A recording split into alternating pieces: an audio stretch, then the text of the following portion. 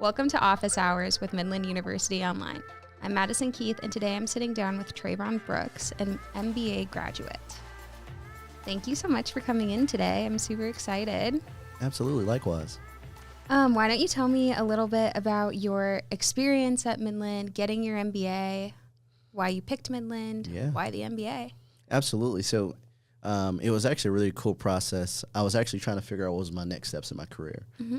I was a transitioning veteran. I was in that little weird area where you're trying to decide on what next, right? And I think a lot of military members are a little bit afraid and trying to figure out what I'm going to do when I grow up. Mm-hmm. And for me, I wanted to further my education, but I wanted to do it in a way to where I could still go and have a career.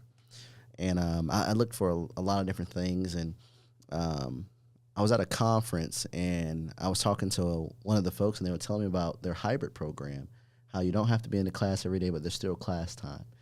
And I'm like, well, that's perfect, right? So then there were some few other folks who were looking at the program as well, so it was a match made in heaven. That's awesome. So what did you do before? Tell me more about your experience before you signed up for the graduate program. Yeah, absolutely. So I was an electronic warfare technician in the world's greatest Air Force. We focused on quick reaction capabilities. So essentially our job was to work on the aircrafts here on Offutt to support military operations all across the globe. Mm-hmm. And for me, looking at how do I transition as a military member from doing that into the civilian sector was an interesting conversation, right? You're focusing on building technology and put it on an aircraft, and then figuring out how you can possibly turn that into a full-time job somewhere. Yeah. Where you didn't want to work on aircrafts anymore. So it was fun, but that was one of the reasons why I looked at the MBA to help me specialize in a particular area. So it was great.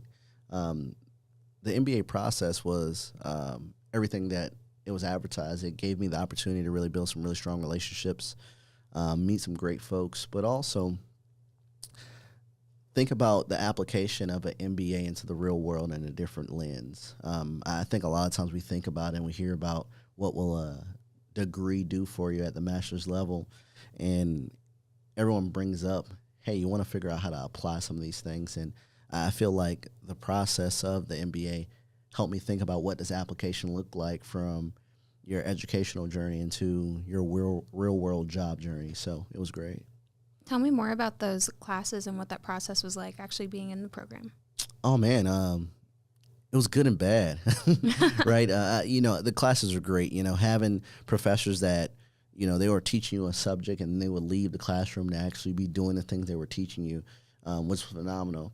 It created a lot of healthy conversations, not about what you're actually learning, but even more so about what's actually happening in the real world and how it affects the things that we were doing on a day-to-day basis, right?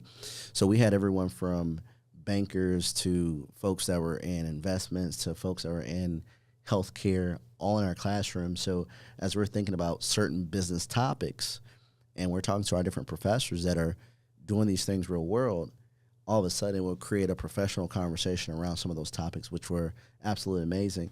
But then it also gave you different things to think about on how you apply what you do to increase whether it's profit, revenue, or impact for your organizations based off of the things that you're doing there, but then also sharing best practices. Mm-hmm. Everyone says the cliche, go get your degree to build this great network. But I think that's one of the things that was absolutely amazing about the MBA program, because you're working with so many different people. So you start seeing folks and you start collaborating with folks, and it becomes second nature because you've been with them for the last, year and a half or so. Right. So now when you see them in the professional world, it's just like we're family, right? Mm-hmm. So it's phenomenal. What was your favorite part about the MBA being hybrid? I know that's kind of different. Now we're completely online, but I do want to know what your experience was like specifically with it being a hybrid. I think hybrid was the main reason I went to Midland. I think that experience gave a healthy balance, right? I think sometimes whenever it's completely online, you lose some of that networking opportunities. Being able to build healthy relationships with some of the professors Some of the professors that I went to school that was teaching us, now I'm seeing them in professional settings. Like, one of my professors at the time, Jesse, now he's running a company out here in Omaha and doing some really, really cool things. And as we see each other, the conversation is just so much fun because we know each other. We built those relationships. He told me that I need to step it up in some classes, and there were some times where I hit a home run. But then also on the online time, folks are professionals, right? You're doing things every day. People have families. People have different things that they're navigating, especially whenever it is a more executive feel.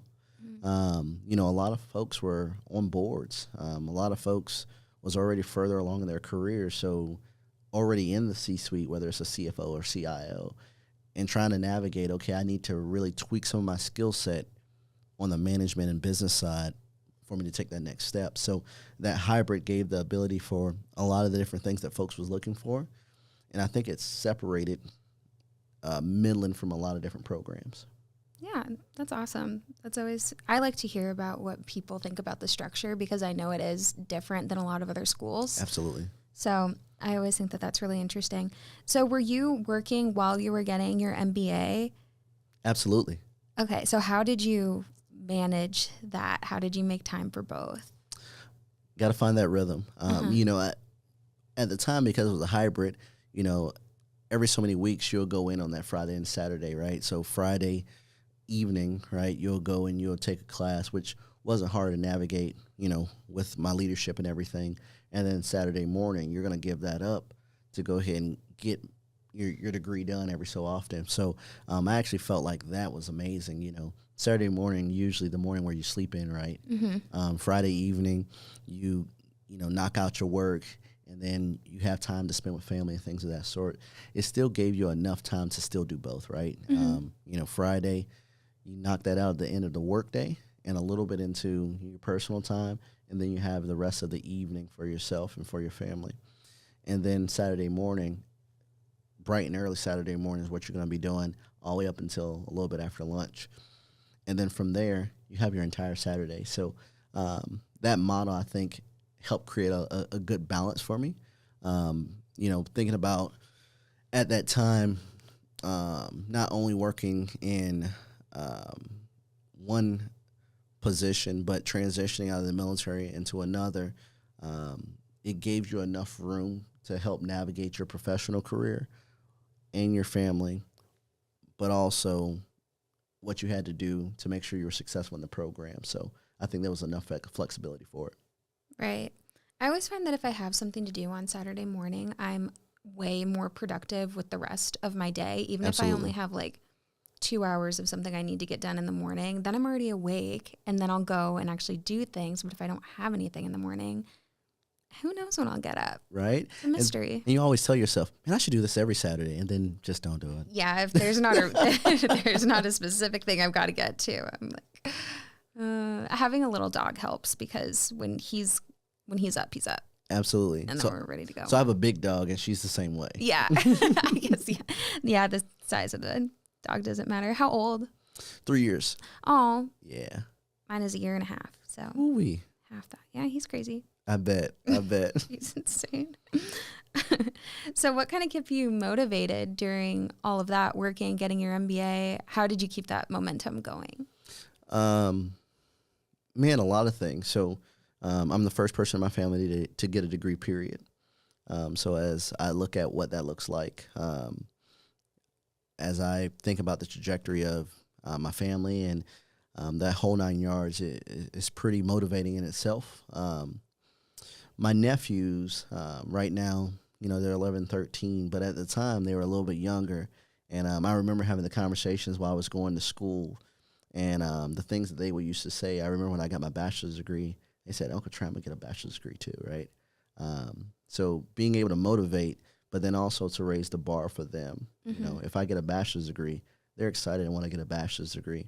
So I think I need to go get a master's degree to make sure the bar is a little bit raised for them. So partially that, but then also just progressing. My grandfather used to always say growing up that life is like going up a hill in rollerblades. The moment that you stop, you go backwards. So figuring out different creative ways to continue to progress on a daily basis. How do you give yourself a competitive advantage? But also, how do you specialize in yourself to make sure that you're hitting your highest potential. And those things are always extremely important to me.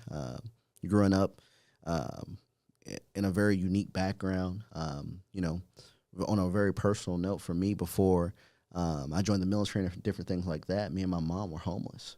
So thinking about a drive to continue to progress through, you found motivation. But then also, the hybrid program created a level of peer-to-peer mentorship that I've never felt before in my life. Regardless of not if you were ready for class or you were ready to take the next step, you had a slew of other folks that were going to make sure that you were successful, whether it was through good times or bad times. And throughout that process, there was good times and bad times for all of us. But everyone knew everybody. There was an expectation of success and excellence across the board. So we shared that, and we continued to grow collectively. So there was some internal motivation. There was some built-in motivation, which was great. But then there was also things that got you excited along the way. You started realizing what classes are going to be more fun than others. I wasn't good at stats at all. Oh, man, stats used to kick my butt. But then we used to do, we had a course where you're basically running an organization, and it was almost gamified to where this organization, you get to pick the type of automobile and the different things you did, and you compete. And I was super competitive, so I was excited to do it. And you find those different things throughout the program to keep you going. But I think all in all, once you finish it, it's 100% worth it, right? And I think most folks see that pretty quickly. Sometimes everyone finds motivation differently. They find it from different places, whether it's because their friends are doing it, whether it's because no one's ever done it. Regardless if you're the first or you're with the group, at the end of the tunnel, it's going to be rewarding for you, and it's going to pay dividends. What did you get your bachelor's in? So I have a bachelor's from Bellevue in business management. Okay. And actually, after the MBA, I went and got another master's in strategic finance as well. Okay. So we have a bachelor's, 2 masters. Correct. Oh, my goodness. I'm slacking. I say that every time I sit down with everybody. I'm like, all right, I think that this podcast is going to end up being my motivation. I meet way too many cool people. So what was kind of the goal before you got your bachelor's and completed your 2 masters? What were you kind of thinking big picture? What did you want to do? Yeah. So, trying to tackle the world of investments. I love numbers. I love investments. I love looking at figuring out how we can put something together and model it to make sure that there's good profits, right? So that was part of it. Before the pandemic, I tackled the feat of being an entrepreneur and put together my own investment company and all those different things, and had fun with that. And I wanted to make sure my skills were tweaked enough to where I can be in some of those rooms and felt comfortable. And that was the motivation to go get a finance degree. So the MBA from Midland, I concentrated in finance. But I didn't feel like I got enough to where I felt like I can go and be in some of those conversations. So that's why I went and got the second. But the goal was always to figure out different creative ways to be in those rooms and be comfortable with learning, but also bumping shoulders with other folks that are also specialized in some of those fields. I think that's a really interesting way to put it, and also something that could be so beneficial to look at it that way, is that you didn't feel comfortable, so you figured out how to be comfortable. I think for a lot of people, being uncomfortable is really discouraging, and when you're in situations like that, it's hard to think how to frame your mindset. How can I just be more comfortable in this situation? I think it's easy to feel limited by that and just say, this makes me uncomfortable, I'm not doing it anymore. Absolutely. And well, intimidation, right? Yeah. Sometimes these different things, there's always different things going to intimidate you. Figure out different ways to tackle those big feats in front of you. And then part of it was, I hate school. For someone that's done so much school, I absolutely hate it. So I had to prove to myself that I could do it. And that was also one of the different things. I'm uber competitive. So being able to put it into more almost a competitive mindset for myself that we got to tackle this. So that kind of helped. Yeah, I'm the same way, where I know I work for higher ed, but it's not my thing. School's not my thing, but it's really important. And it obviously has changed my life for the better, and everybody I've talked to the same way. But man, it is hard just doing assignments and things like that sometimes. Absolutely. I can't say it's my like favorite thing to Not at all. sit down and do. So where did you go career-wise after getting both of your masters? Are you in the career now that you were when you graduated with both of those? No. So Okay, yeah, take me through that journey. yeah, so at the time, of course, I was doing my own business and putting that stuff together. COVID hit, and COVID was an absolute whirlwind. And as all the different things with COVID, I think a lot of people had to recreate themselves, figure out what was next after COVID. And that initial 2 weeks turned into a long time. During that time, I had some folks reach out to me and encourage me to look into some of the things that the state of Nebraska was doing. At the time, Governor Ricketts and the Director of Economic Development at the time, Tony Goins, reached out, and we had some conversations about me potentially applying for and getting involved into some of the things that the state was doing as far as investments in various communities. So we did some interviews, and we talked about it, and we figured out if I wanted to take the step, it might be a good fit for me to join their team. And we did that, and we looked at a handful of different investments over the last couple of years. And from that investment evolved to some of the amazing opportunities that some of the senators made. Actually, one of them was a Midland grad, Senator McKinney, for communities like North and South Omaha. So as that kind of created opportunities for those communities internal to the government, they needed to put somebody in charge of all that. So I was the lucky person that they put in charge of that whole kit and caboodle. So going from doing my own thing, COVID hit, to focusing on the North Omaha community around business development, to now I'm the Chief Strategy Officer for the DED, and I manage numerous amounts of programs focusing around investing in disproportionately impacted communities across the state of Nebraska. So, we invest from Scotts Bluffs all the way to Omaha. So whether it's different water projects, whether it's community centers, we're investing in a handful of different things. So I get the opportunity to lead that team and lead some of the things that they're doing. So it's pretty impactful. Yeah, that's amazing. I want to know more about that. So you invest in it, and then are you a part of like the planning process and everything for these places to get built? Do you have an example? Yeah, sure. So there's a ton, right? So yeah, I think we probably have 200 plus programs across the state, and essentially our leaderships, whether it's with the governor's office or it's in the legislature, they identify different things that they want to focus on. So for example, one of the different projects were to invest in mental health facilities across the state, and they allocated a certain amount of dollars to us, and we had to identify mental health facilities that we wanted to make a large investment into, and we would put together a grading criteria and look at the different projects, and then we identified the ones that make the most sense to invest taxpayer dollars into, and then we reward them, and we work through the process of what that looks like. So it's pretty interesting, because one day you'll be working on investing millions of dollars into things like mental health, and the next day you're doing a business park, or you're investing in internships, right? So it's a little bit of everything, but it's a pretty unique opportunity that was given to me, and we're trying our best to make history every day, so that's always fun. Yeah, that's amazing. That's so cool. So also the word on the street is that you are under 40. Definitely. We're on that list. Tell me about that whole process, because that's very cool. Honestly, I did not even know there was a process. So it was actually really, really cool. One of my teammates called me, and they said, just want to tell you congratulations. And I said, what did I do? You're like, thanks. Yeah, for what? I had no idea, right? But he told me, he sent me, what he saw, and it's humbling. I just turned 30, and every day you wake up and you want to tackle the world, and you want to figure out different creative ways to make impact, but you want to make sure that your teammates also feel like the things that you're doing are important.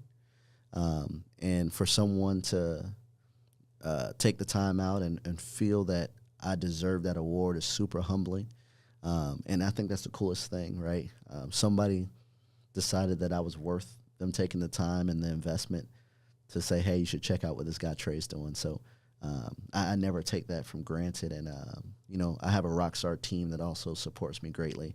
And all of them were super excited about it. And that's what it's all about. Mm-hmm. So that process was really, really fun. The little bit that I got to be a part of, which was honestly just the end. That's awesome. That's so cool. One of my coworkers, Eric, who told me that I needed to sit down with you for the podcast, he mentioned that. And I was like, what? That's so cool. Yeah. Super excited. That's awesome. Would you say that you're more extroverted or introverted just naturally? Definitely extroverted. Okay. So it might be a little bit different for you. It might come more naturally, but how do you kind of form quick connections with people that you might not already have like a common ground with? So I go into every conversation thinking there's something common about everybody. It's a great strategy. So in the world that I work in, things can always be very, very polarizing, right? When you think about government and politics and all these different things, you quickly realize there's always so many different similarities. And I think the more you spend time and you meet with people, you figure out that there's so many different things that are similar than there are that's different. For instance, I'm a country boy from Wilmington, North Carolina. I've been blessed to be able to be sent to Nebraska while I joined the world's greatest Air Force. My experience as a veteran usually finds me a lot of common ground with folks. My story about loving Nebraska finds common ground. Sports finds common ground. Usually you find something. But as far as networking goes, I think it comes down to just putting yourself out there and figuring out what works. I think what people quickly figure out is everyone's interested in their own way. Being able to show the world why you're so amazing, that's important. And being able to have the confidence to say, I'm a rock star. And all the folks around me are rock stars in their own way too. So just putting themselves out there. The funny part is I remember in middle school I was in drama, and I was never considered to be extroverted. I was always considered to being the talkative introvert. So, and I think during my middle school time, I kind of broke out of that. And I think it just comes down to understanding and accepting that folks are different but similar at the same time. So I make friends with everyone because at the end of the day, most people want the same things, right? Mm-hmm. You want to build an awesome professional career and build an amazing family and take care of your family and put a roof over their heads, the whole 9 yards. And I want the same thing, and I think whenever it comes down to it, I think most people do. That's a great perspective to come at it from that angle, that we have something in common, have 100%. To have something in common versus I think it's just that intimidation thing. Absolutely. Too, especially for people who have trouble putting themselves out there. It's immediately your brain just kind of wants to go to, we're not going to have anything in common and this is going to be weird. Absolutely. Sometimes it is initially. Yeah. Ask anyone that flies on a plane with me. If you sit on the plane with me, you're going to talk to me. What's your go-to? What's the first thing you start talking to someone about when you're on a plane? Do you just say hi? Yeah, or absolutely. Do we just I'm from the South, so we wave at everybody. Oh, yeah. Wave and say, hello, how you doing? My name is Trey. Mm-hmm. I hope this flight's not turbulent, right? Yeah.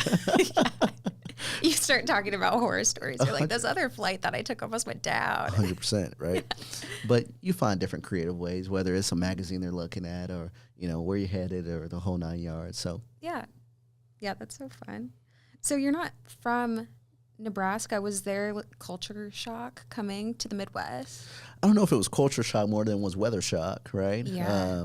Being from North Carolina, the culture there is definitely a little bit different, which is one of the reasons why I love Nebraska. I feel like Nebraska feels more like home than North Carolina now does. But the weather, man, it was just totally different. I got here the end of summer, and my first winter, it was a winter I would never forget. And I think when all my friends, whether they visit Nebraska or they decide to move to Nebraska, which some have, I think that's the thing that always gets them is the weather, right? Yeah. So it's different. It's very extreme. It's Absolutely. really, really hot. It's really, really cold. Fall is 100%. 2 days. Yep. Spring is 2 days. And you're just like, darn, like, but the problem is you always like, it's super hot here, but it's not the hottest place it could be. Yeah, It's it's true. super cold here, but it's not the coldest place it can be. But you just get both, so Yeah. it makes it tough. Yeah, exactly. Yeah, that's amazing. What was the biggest challenge in getting your master's? Either one of them, both of them. Ooh, biggest challenge.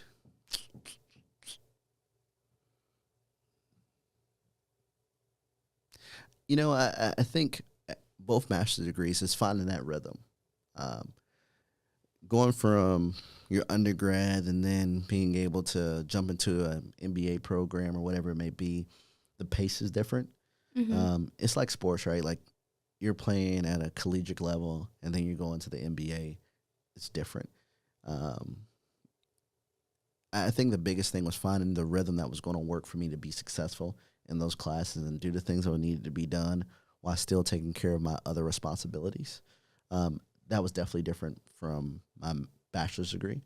So I think that was always the biggest thing. But once you got the rhythm, it just rolls from there. You do what you need to do, and you know how to do it, and go from there. Yeah, that's good. Once you get going, it's kind of easy to keep that momentum Absolutely. going. That's good. What was your kind of relationship like with your advisors or the professors? How did that kind of go? Was it more like trial by error, like you just get in there and go, Yeah. or how's that process? I think it depends on which professor. Of course, just like people, more professors are more outgoing than others. And the staff there was great, right? So the staff that focused on the MBA program, they were available, built great relationships with them, knew them extremely well, and whenever there was needs, they were definitely available to make sure those needs were met. So built great relationships with those guys. With the professors, you kind of gravitate to the ones with the topics that you're more interested in too, right? So that becomes super fun. But then also, as you're thinking about where you want your career to go, that folks are in those seats, you start, poking to ask and figure out, what are the different things I need to figure out professionally. And you start building those relationships, right? There's a ton of similarities. Some of these professors have been doing things in the professional career field for decades. So being able to figure out, how did you do this? And then go and transition to this. You start figuring out who can answer those questions a little bit better than others, especially that pertains to your space. And then over time, you just build a great relationship with them. So I still keep in contact with a handful of my professors. Avi was a great example. Avi was a rock star, great teacher. And I got the opportunity to, chat with Avi a handful of times after. And he's doing amazing things over at First National Bank. So I think that's just different examples of where professors not only made sure that you knew the material, but they also wanted to make sure that you understand the concept. And that's what I enjoyed more, because I think for a lot of folks that go through MBA programs, it's more so, how can I change my way of thinking to be more successful and apply this at a higher level to be successful in my organization? And I think those relationships that were made helped us not only understand some of those concepts better, but also master some of those concepts better. I wouldn't say that I mastered statistics, but I made it through. Yeah, stats is honestly all math for me. I can't even just say statistics like it's just statistics. No, it's all math. Numbers and I were not friends, never have been, but that's okay. You talked a little bit about having that mindset to be successful. Were there any significant mindset shifts that you had to make either during your time at Midland or after or before, that you just had to change your perspective on to be more successful? It's going to take work. Yeah. A lot of times material comes really, really easy. And, with the master programs, it changes. It gets a little bit more difficult. But how you approach it has to be difficult a little bit different too. I know more bachelor programs are doing things that are a little bit more focused around teaming. The Midland process around teaming was right there. You know you was going to have to build teams. So it's just not about how successful you can be on your own, but how can you build a good team to be successful as well was extremely important. How did you build those relationships? How were you making sure those relationships were healthy? But how did you build off each other's strengths and weaknesses?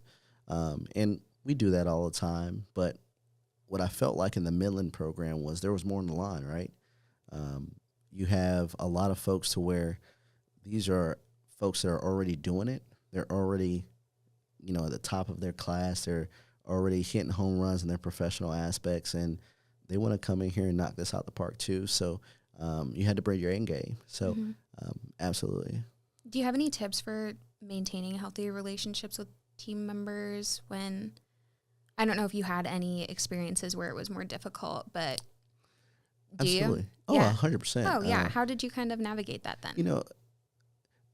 Regardless if it's whether it's through education or whether it's in the professional aspect, I think healthy expectation management. I need this from you, and I hope you can provide the same thing for me, right? And for us to be successful, I'm gonna need X, Y, and Z. What are some of the things that you need from me for this to be successful? So healthy expectation management, but making sure there's a healthy level of transparency and high level of communication. People can't read your mind, so understanding, hey, I'm going to be a little bit late on getting this information to you guys. I had this come up with my dog or whatever it may be, so that they know the things that are going on. They don't have to expect it, but they can trust you to make sure that you're communicating. So the whole entire thing is about how do you build good trust.